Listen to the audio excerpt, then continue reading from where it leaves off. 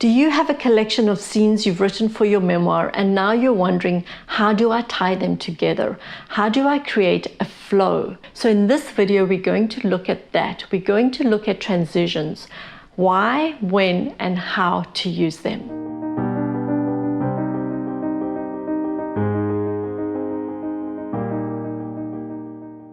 Hello, I'm Brenda. This is Write Your Story, and I love to help you to write your memoir.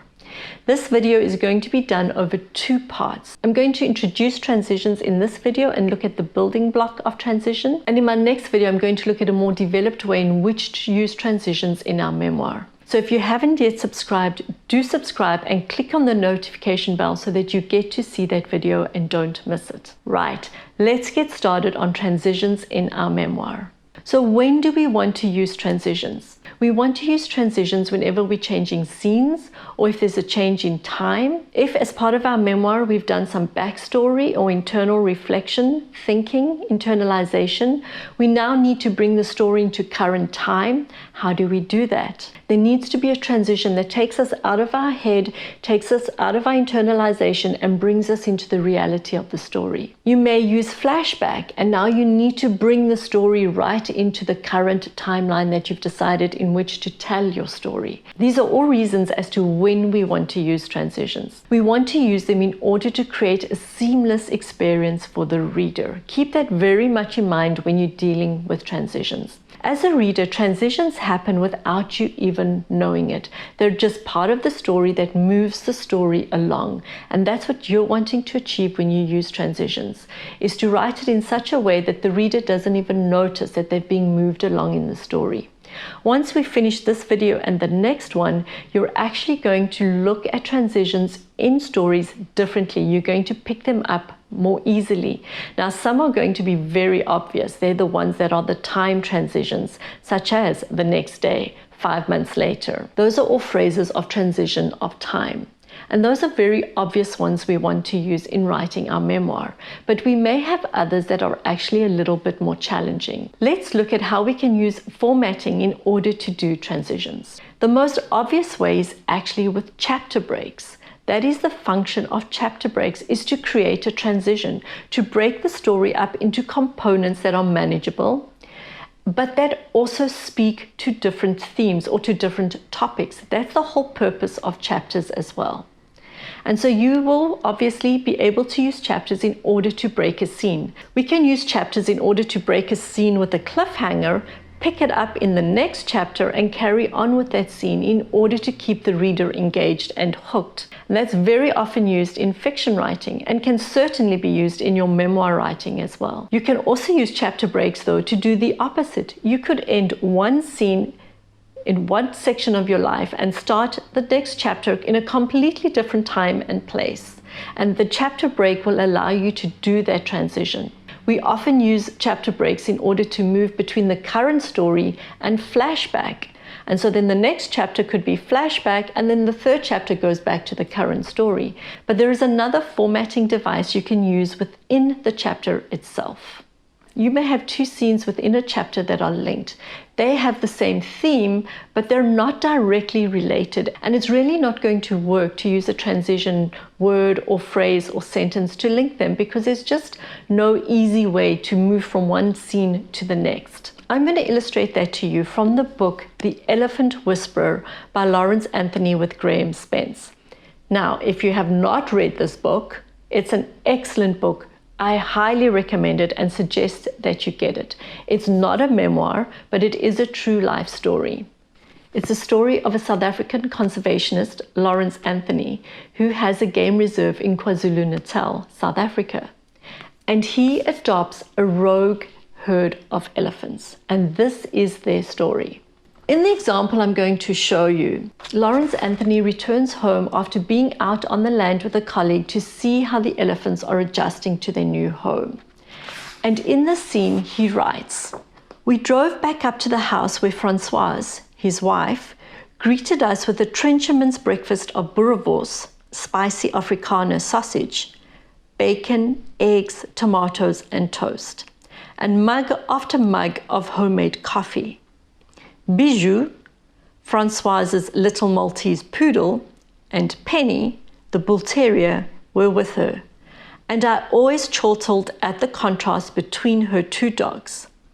Both snow white, but one fluffy and soft, the other muscular and hard. Then he has a white space, and he writes now with dialogue, "Please tell Phineas I want to see him." Ngwenya shifted uncomfortably. He knew what was coming. "Manje, now?" he asked. "Yes, now." Here we have two scenes where Lawrence Anthony ends one scene with domestic bliss having breakfast with his wife and contemplating his wife's personality as reflected in her dogs, both white, one a little foo-foo and the other one fierce. Then he switches by using white space to a completely different scene, and he introduces it with dialogue. He doesn't set the scene, he doesn't tell us now where we are. Is it 8 hours later? Is it directly after breakfast? When the scene happened isn't important. He's thrusting us into it with dialogue, and he's changing the tone completely from domestic bliss to confrontation. The link between them is actually the theme of poaching. The chapter starts with the story of poaching that's been happening on the property. Then they go survey the elephants on the land to see how they're adjusting and go home. Then he switches directly to dialogue to now confront one of his staff members who's been involved with the poaching. And the tone changes completely. The white space is enough of a transition to switch scenes that dramatically, because they have the overarching theme of the chapter, and the white space tells us as readers we now are going somewhere differently.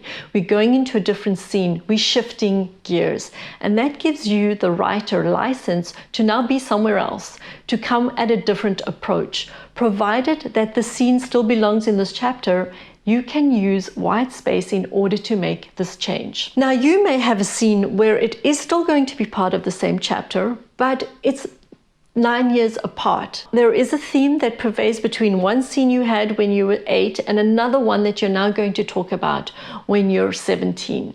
And so one of the ways you can do that is, instead of a white space, to actually demarcate that this is a bigger time gap, that there's a bigger break within the chapter, is to use 3 dots, 3 hashtags, something like that that you've seen before in books too, that gives you license as the writer to use this device to convey to the reader we're making a shift and a change.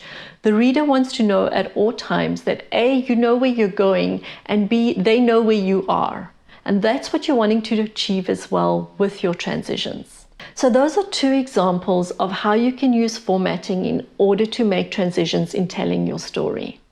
Let's look now at some of the more basic, obvious ones that we know, and that is language.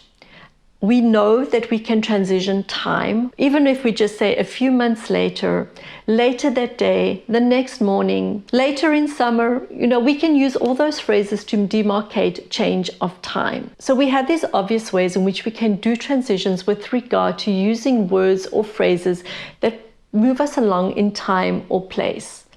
We can also do transitions when we're writing memoir by actually just name telling it. There is nothing stopping you from writing in your memoir an explanation of the change, to actually tell the reader that you're changing and you're moving somewhere else, but to do it in a way that has some sense of fluidity. What you're wanting to look for, though, is that between scenes there needs to be a thread, and you're looking for the thread in one scene that you can now draw into the next scene, and you can actually mention it. So perhaps you're doing a theme where you're talking about red shoes. You have a story of red shoes that you're wanting to tell, where you were 5 years old and you love to wear this pair of red shoes, and you have a scene that tells you the detail of these red shoes. And now you're wanting to talk about a scene where you actually come across a pair of red shoes when you're 30 and you're looking for shoes to wear to your wedding, and you decide you're going to buy these red shoes you've seen in the window. But you're wondering, how can I go from a scene when I'm 5 with red shoes to a scene where I'm a mature adult and I'm choosing red shoes? And there is the storyline. You can make a note of transition just by name telling. Something along the lines of, I forgot about those red shoes until I was looking for shoes to wear with my wedding dress. There's your transition sentence. You haven't transitioned by using 5 months later or the next day, which is transition of time, but you've moved us along in time by using the theme, the thread of red shoes, to go from the scene of when you were a girl of 5 to when you're now shopping for shoes to wear for your wedding. And you're now going to take us on the scene of how you got to wear red shoes with your wedding dress and what it actually means for you. And there is your transition sentence, because you pulled the thread from one scene into the next scene, and you've used a transition sentence to move us, who knows, maybe it's 25 years. And I'm going to go into more depth with regard to an example of that one in my next video, and how I used it in writing my memoir and other challenges I had when writing my memoir, where I had to really dig into how I could use transitions to present this in my memoir. So do watch out for that video. And now a last example of transition I'm going to share with you is with regard to interiority. Interiority is something you can use in order to transition from one scene where maybe there's not such a tight thread to another scene where they're linked, but you don't have as strong a thread as, say, the red shoes. And so interiority can be something you can use in order to go from one scene where something has happened to now muse about that, talk about it, and then in your interiority and talking and musing about it, you can come out somewhere else completely.